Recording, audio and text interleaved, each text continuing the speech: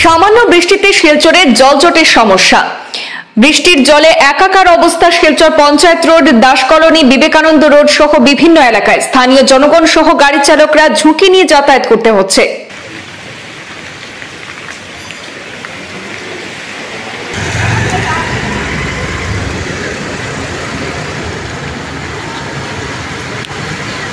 বুধবার সামান্য বৃষ্টির কারণে Silchar panchayat road, Das colony, Vivekananda road সহ বেশ কিছু এলাকার রাস্তা জলের নিচে তলিয়ে গেছে।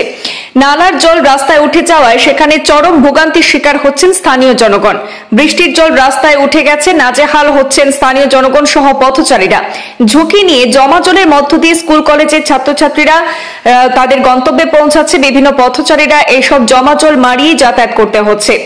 নালা বন্ধ থাকার কারণে বৃষ্টির জল রাস্তায় উঠে যায়। এই কারণে দুর্ভোগ পোহাতে হয় স্থানীয় জনগণ সহ পথচারীদের।